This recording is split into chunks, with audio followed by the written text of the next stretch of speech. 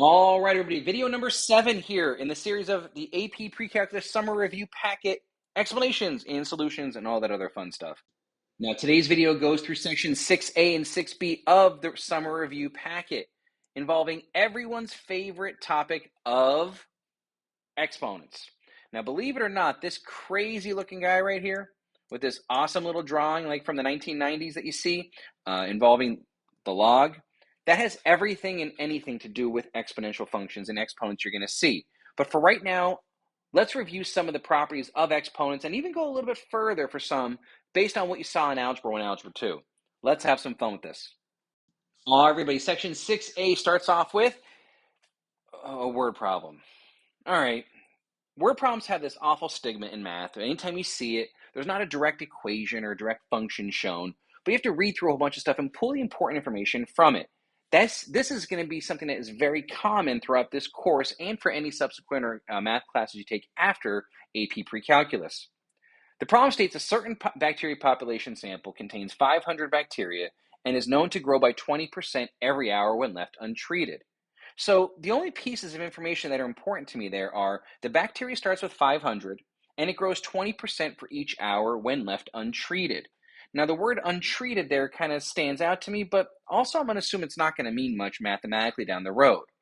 Number 1 asks us to write an equation to model the unrelated population Y after X hours. One thing that this first question does is extremely important. It defines what the variables you need to use will be. You have the variable Y and the variable X.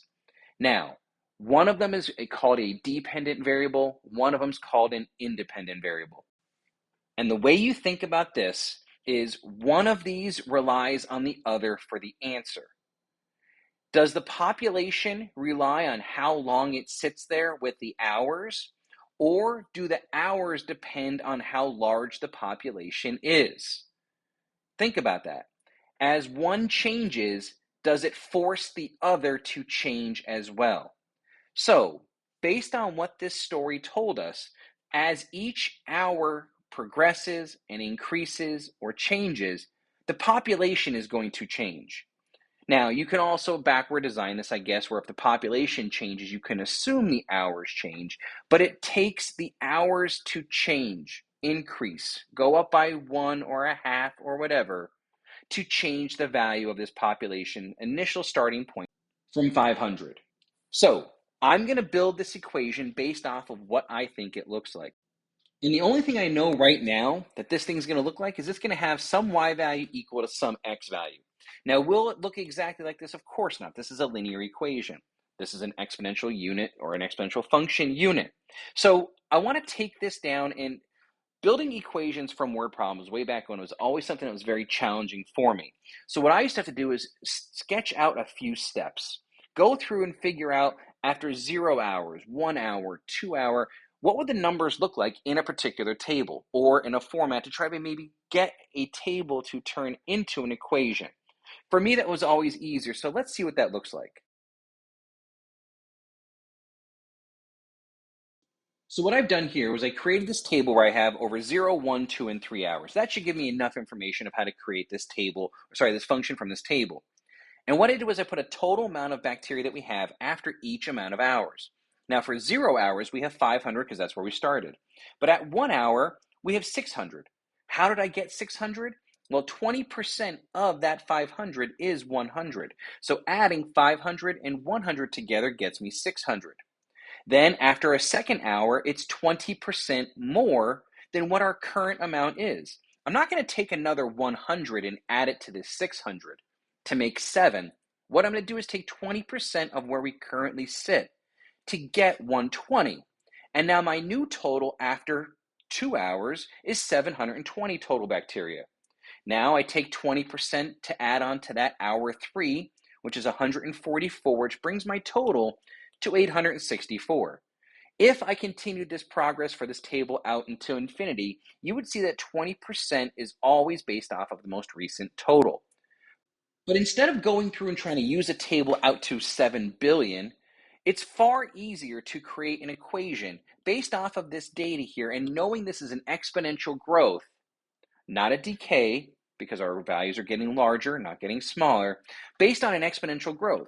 The equation for this is going to be y equals, because again, y is our total amount of population after. So here is our y value, and here's our x value. What are we actually doing in between there? We're adding 20% to the original amount, to the original part of what would be considered 100%. Adding 20% to this 500 takes me to 600, and then likewise for 720 and 864. Exponential functions are always written with some sort of starting value. In this case, it's 500. And then they're multiplied by some number. And I'm raising this to the x power because what is actually changing? Our hours are changing. Now, what are we multiplying this original amount by? Yes, we're multiplying it by 20%, which the decimal version of 20% is 0.2. However, the total amount of bacteria in the end isn't 0.2. It's the total amount, the 20%, plus the original starting amount. So if you took this 20% and added it to your original amount, which would be 100%, you get 120% inside those parentheses. Now, we can't use 120% inside the parentheses. What we do need to do is convert that to some decimal form here of 1.2. The function that we have created for this word problem of bacteria starting at 500 and increasing 20% for every hour is y equals 500 times 1.2 raised to the x. Do yourself a favor. Grab a calculator and take 500 times 1.2 raised to the second, to the third, and even to the fourth if you wanted to try it, and verify and justify that our numbers do match up. Exponential functions are a topic that we'll see for a large part of this class later on in the spring. But for right now, I wanted to introduce how to find an equation based off a particular word problem. Now, let's see what the rest of this word problem has for us. The second question asks us to find out how many bacteria are in the sample after 5 hours. All right, good. So we know the equation here is y equals 500 times 1.2 raised to the x. What value are they giving us? Well, they're giving us 5 hours. Remember from our original explanation, x represented hours. So when it's all said and done, I get y equals 500 times 1.2 raised to the fifth.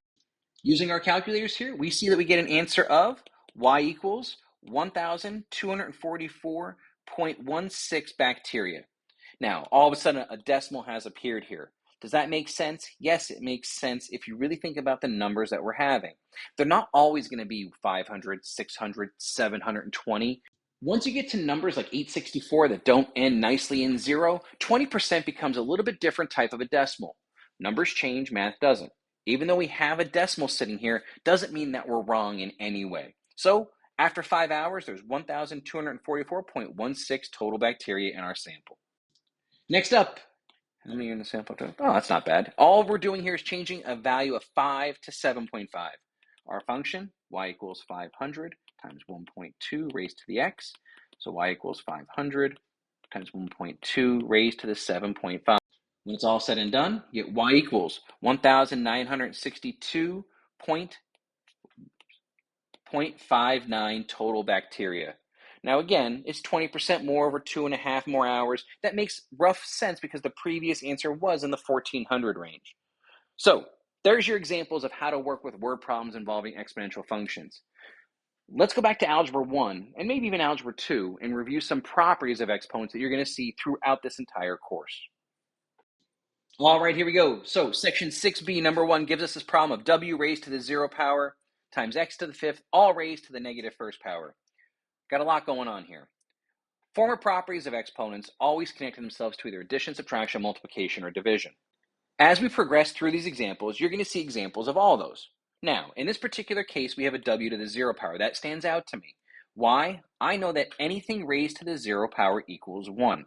The reason why? Well, old school math will tell you that if you have x to the 4th over x to the 4th, and I chose 4 arbitrarily, when you have two variables that have common bases, you subtract the exponents. So x to the 4th over x to the 4th gives you x to the 0. But there's also a property in math that states anything divided by itself is 1.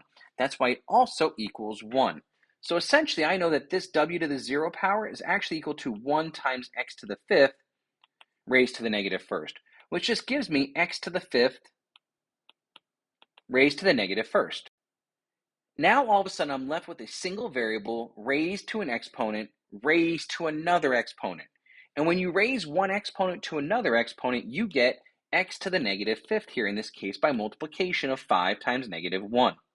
This is an appropriate answer, and this is a correct answer. Whether you have a positive or negative exponent, in this class and some of the classes beyond, it never makes a difference. But you're going to be expected to know equivalent or values that are equivalent to this x to the negative 5th.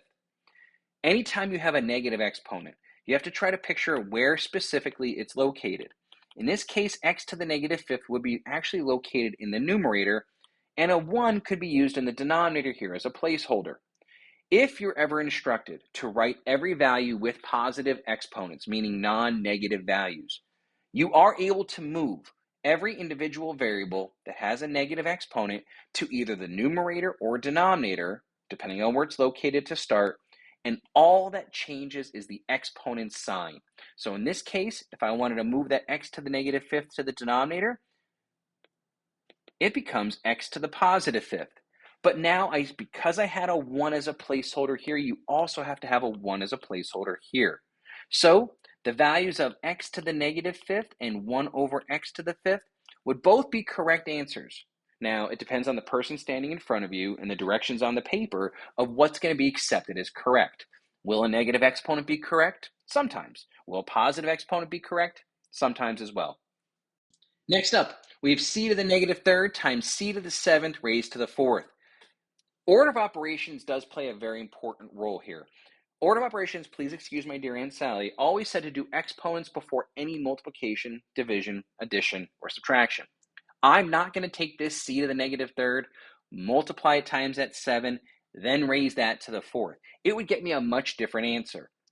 Because you have an exponent raised to another exponent, the multiplication is what's going to be used. So the first step here is going to be c to the negative 3rd times c to the 28th. Now all of a sudden, I'm multiplying a variable times another variable. So anytime you have two variables that are being multiplied that are common bases, a c and a c, negative 3 and 28 get combined. Now, the rule actually states it's addition. I always use the term combined because we're dealing with a negative 3 and a 28. So if you add, combine, negative 3 and 28, you get c to the positive 25th power. There is no negative exponent here to worry about. Am I correct or am I incorrect? Do I need to go a step further? But c to the 25th gives us our final answer. What would happen if I did multiply this negative 3 first times this 7 then raised to the 4th? Let's see. As you can see here, I get c to the negative 21st because 7 times negative 3. Then I raise that to the 4th. I get c to the negative 84th, or 1 over c to the 84th. These two answers are nowhere even remotely close to one another. Take your time and pay attention to some of the nuanced parts of these problems. Next up, we're given a quantity raised to the 2nd power times another quantity here, a bunch of u's and v's. I apologize for the u's and v's. Usually I use a's or b's. Notice how awful my handwriting is and how close this u resembles this v. Anyway, there's an exponent being raised to this quantity here, and I always work with exponents first before multiplying all my variables together. That gets me a u to the 6th power, v to the 10th, times u to the negative 7th, v to the negative 10th. Now, even though these values are in two separate sets of parentheses, what I have are a u being multiplied all the way through and a v being multiplied all the way through. So what I get is u to the negative 1st, v to the 0. Now, v to the 0 is 1, as you know from the previous page, so I get u to the negative 1st. Which is a correct answer, or also 1 over u could be a correct value as well. As you're working through these problems, please take your time again to pay close attention to the directions just to see what's going to be expected of you if either of these two answers are correct or incorrect. Next up, we're dividing and multiplying exponents. That's fine. What you'll see here is a fraction times another fraction. There's two schools of thought here, maybe 5 out there, but 2 that I've seen most common. Anytime you're multiplying a fraction times a fraction, you're able to cross cancel. Not cross multiply, but cross cancel. So this W and this W can cancel. This X and this X can cancel as well. Or you can multiply straight across the top, straight across the bottom, and then vertically cancel as you see fit. Either way you want to work these problems out is okay, and as long as you stay consistent and are correct, that's all that matters to me. So let's see how this problem shakes out.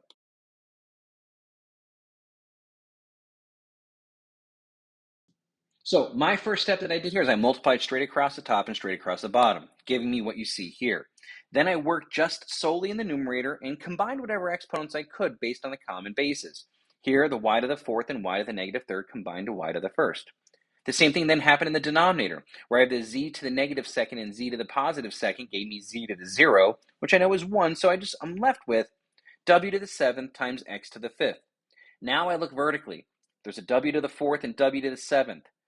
When you divide two variables that have like bases, you subtract your exponents. 7 minus 4 for me is a much more natural way to subtract, so I know my answer is going to be w to the 3rd. Where's that w to the 3rd going to go? Either in the numerator or denominator. Well, where's the bigger exponent? In this case, it's in the denominator, so I get w to the 3rd left over. X to the 3rd and x to the 5th, 5 minus 3 is a nice natural way to subtract, so 5 minus 3 gets me x to the 2nd. Where's that x to the 2nd going to go? It's going to go in the denominator as well because 5 is greater than 3. This y to the 1st is left over, so I did leave it as y to the 1st. You probably won't ever see that from me this school year, but y to the 1st over x to the 2nd, w to the 3rd is my final answer here. Let's see what the last problem brings. All right, we have 2x to the 3rd times y to the 7th raised to the 0 power.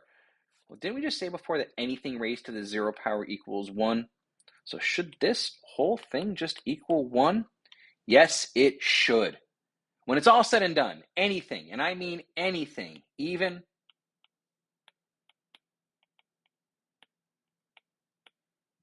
puppy-ish, raised to the 0 power, this would equal 1 as well. If you have an entire quantity with all the craziest algebra, arithmetic, or nice drawings of puppies raised to a 0 power, the fact that this whole quantity is being raised here cancels everything out and makes it just a 1. For all the same mathematical properties as a simple variable, the most complex functions you're going to see can still be equal to 1 by being raised to the 0. All right, everybody. Nice job on this video. Like each of the previous assignments, there's an optional DeltaMath assignment here for you guys to chip away and kind of work through some problems if you want to. Have some fun with these, and I'll see you guys soon.